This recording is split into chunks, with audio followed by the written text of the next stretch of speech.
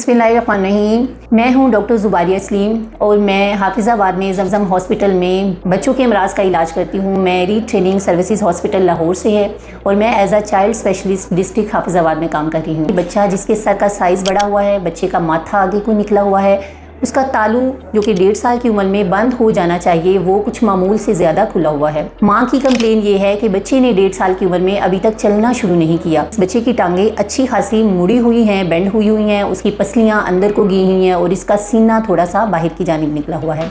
तो आज की इस वीडियो में हम बात करेंगे बच्चों में विटामिन डी की कमी। विटामिन डी बच्चों में कितना ज़रूरी है और इसकी कमी बच्चों में किस वजह से आती है और बच्चे किस तरह से मुतासिर होते हैं, इस वीडियो में आप इसके बारे में देखेंगे। सबसे पहले ये जानना ज़रूरी है कि जब हमारा बच्चा पैदा होता है और वो बच्चा एक मदर फीड पे है, उस बच्चे को विटामिन डी डेफिशिएंट होना लाजमी है, क्योंकि माँ के दूध के अलावा बच्चे की कोई ग़िज़ा नहीं है। और अगर बच्चा मदर फीड पे है और उसको विटामिन डी का सप्लीमेंट नहीं जा रहा तो आपका बच्चा ऑटोमेटिकली विटामिन डी की कमी का शिकार हो जाता है, क्योंकि विटामिन डी जो है वो मदर फीड में बच्चे को नहीं जा रही होती। तो सबसे पहले तो पैदाइश के ऊपर बच्चे को फर्स्ट 3 to 4 मंथ तक जब वो टोटली मदर फीड पे होता है और कोई और वीनिंग उसकी स्टार्ट नहीं हुई होती, बच्चे को विटामिन डी से सप्लीमेंट करना एक इंतहाई ज़रूरी स्टेप है, जो जब तक आप किसी पीडियाट्रिशियन को चेक नहीं करवाते, बच्चे की वैल्यूएशन नहीं कराते, आपको रिकमेंड नहीं किया जाता, तो आपका बच्चा विटामिन डी नहीं लेता। सेकंड स्टेप, अगर बच्चे को विटामिन डी नहीं मिला, दूसरी चीज़ जो है वो बच्चों के अंदर विटामिन डी क्योंकि सूरज की वजह से नेचुरली हमारी जिल्द के अंदर पैदा हो रहा होता है, तो वो बच्चे जो इंडोर ज़्यादा रहते हैं, 1 ईयर के बच्चे जिनकी आउटडोर एक्टिविटीज़ नहीं रहती होती या जिनको हम सन एक्सपोजर नहीं देते, या बच्चे छोटे छोटे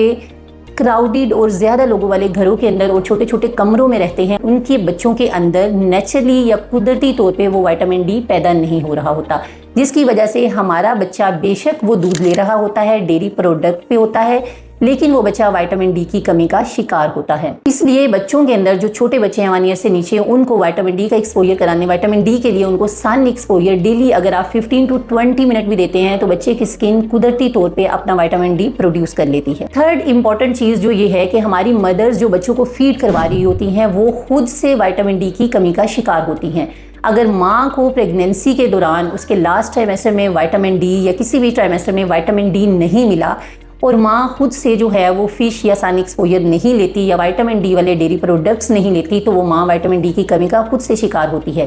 तो वो जो फीड बच्चे को माँ से जा रही होती है उसमें ऑलरेडी माँ भी शिकार है, बच्चे की फीड में भी नहीं जा रहा, तो हमारा बच्चा ऑटोमेटिकली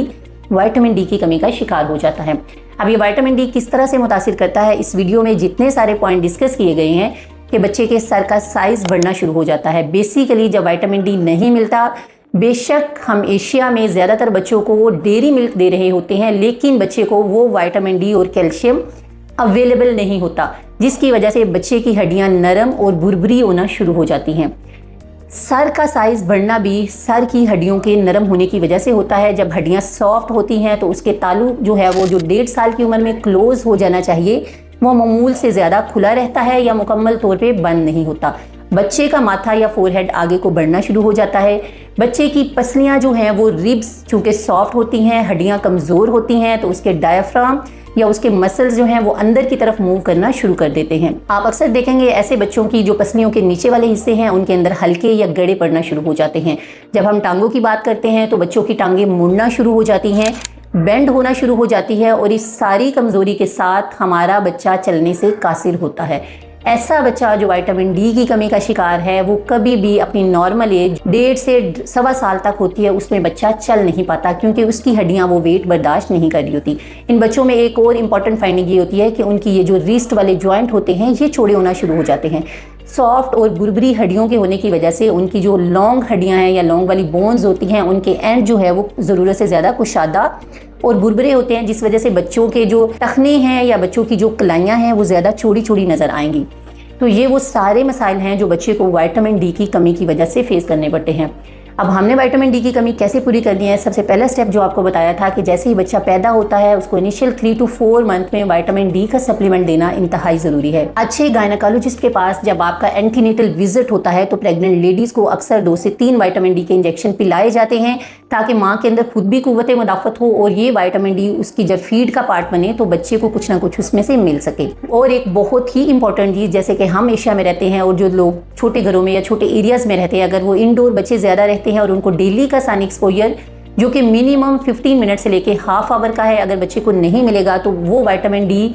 बच्चे की स्किन नहीं बना सकेगी और बच्चा ऑटोमेटिकली विटामिन डी की कमी का शिकार हो जाएगा। इसके अलावा 6 मंथ के बाद भी बच्चे को, जो इन्फेंट होता है हमारा 1 साल से छोटा, उसको साल में 1 से 2 दफ़ा विटामिन डी का सप्लीमेंट देना या उसको डॉक्टर से इवेल्युएट कराना, असेस कराना कि ये विटामिन डी की कमी का शिकार तो नहीं है, ये सब करवाना इसका एक इम्पॉर्टेंट पार्ट है। उम्मीद है ये वीडियो आपको पसंद आई होगी। अगर आपका बच्चा विटामिन डी की कमी का शिकार है या उसको कोई ऐसा इशू है तो आप हमारे पास तशरीफ़ लाइए, इंशाल्लाह आपको इसका